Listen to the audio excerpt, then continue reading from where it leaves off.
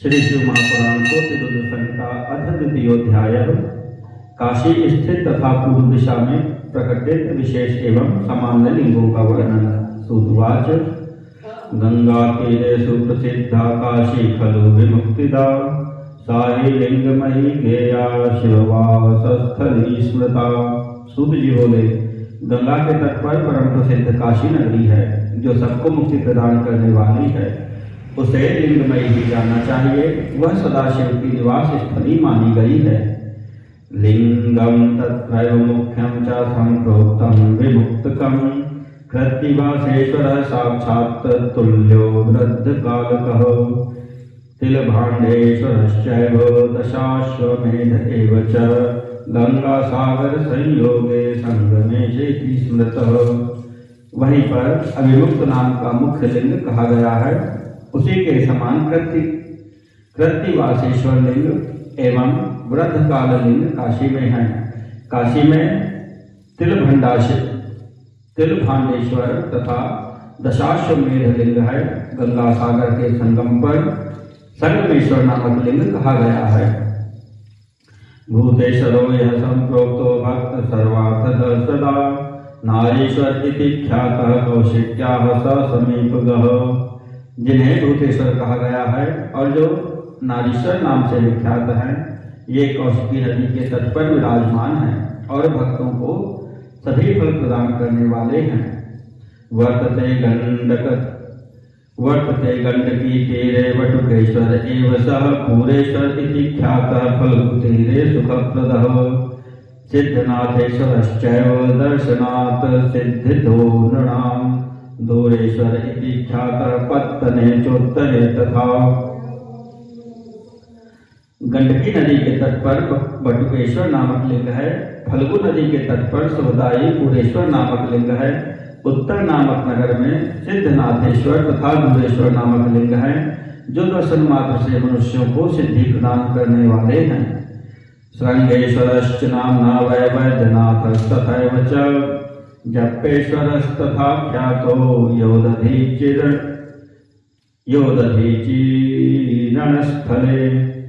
गोपेश्वर समाख्यातो रंगेश्वर इति स्मृतः वामेश्वरश्च नागेशः कामेशो विमलेश्वरः। श्रृंगेश्वर तथा वैद्यनाथेश्वर नामक लिंग भी वैसे ही हैं। दधीची की संग्राम भूमि में जप्पेश्वर नामक प्रसिद्ध लिंग है। इसी प्रकार गोपेश्वर, रंगेश्वर, वामेश्वर, नागेश्वर, कामेश्वर तथा विमलेश्वर नामक लिंग कहे गए हैं।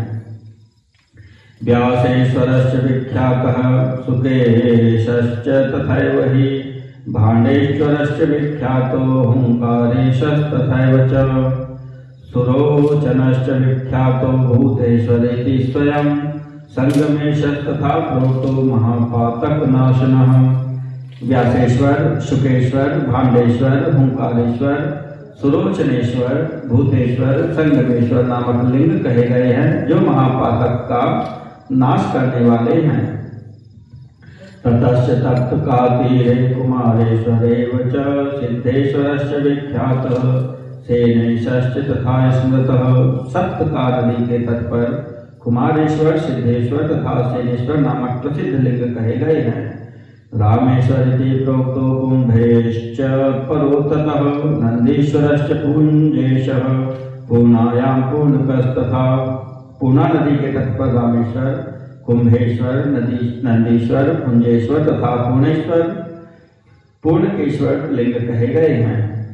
ब्रह्मेश्वर प्रयागे च ब्रह्मणा स्थापितः पुरा दशाश्वमेध तीर्थे चतुर्वर्ग फलप्रदः।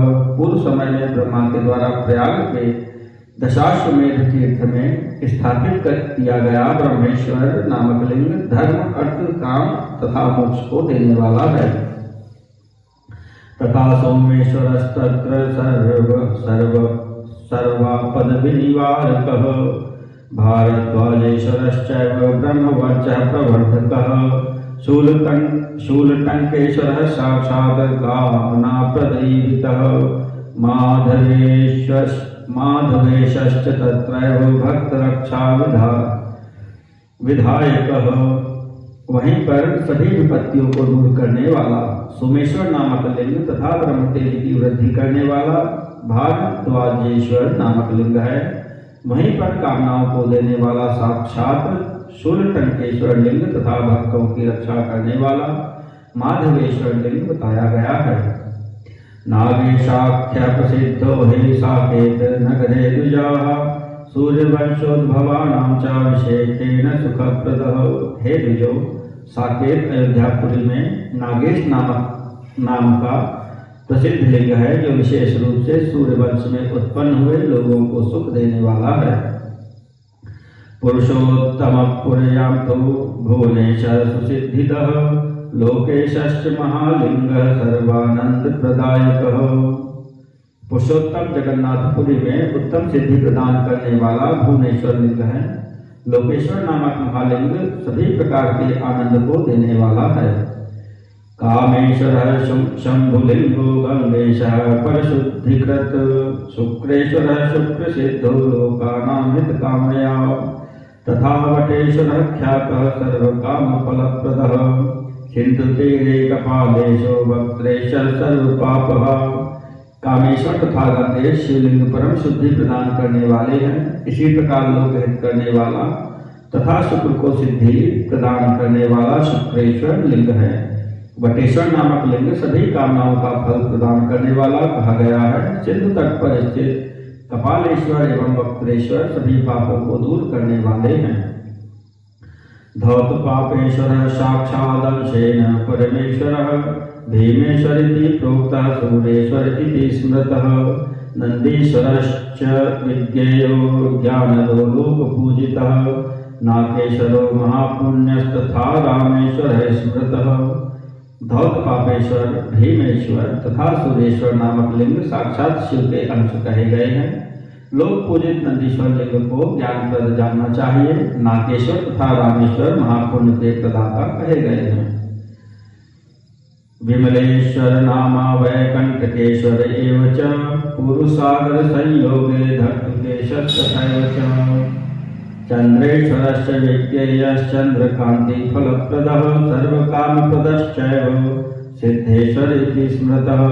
विमलेश्वर, कंटकेश्वर तथा धर्तुकेश नामक लिंग पुरुषागर के संगम पर स्थित हैं। चंद्रेश्वर को चंद्रमा के समान कांति रूप फल देने वाला जानना चाहिए। सिद्धेश्वर नामक लिंग संपूर्ण कामनाओं को सिद्ध करने वाला कहा गया है। बिल्वेश्वरश्च विख्यातश्चान्धकेशस्तथैव च यत्र वाह्यन्धको दैत्यः शङ्करेण हतः पुरा अयं स्वरूपमंशेन धृत्वा शम्भुः पुनः स्थितः। शरणेश्वर विख्यातो लोकानां सुखदः सदा। जहाँ पर शिव जी ने पूर्व काल में अंधक दैत्य का वध किया था, वहीं पर बिल्वेश्वर तथा अंधकेश्वर लिंग भी प्रसिद्ध हैं। अंधक का वध करने के उपरांत ये शिव जी अपने अंश से स्वरूप धारण कर पुनः वहीं स्थित हो गए। सर्वदा लोक को सुख देने वाला शरणेश्वर लिंग तो प्रसिद्ध ही है। कर्दमेशः परः प्रोक्तः कोटिश्चार्बुदाचले अचलेशश्च विख्यातो लोकानां सुखदः सदा।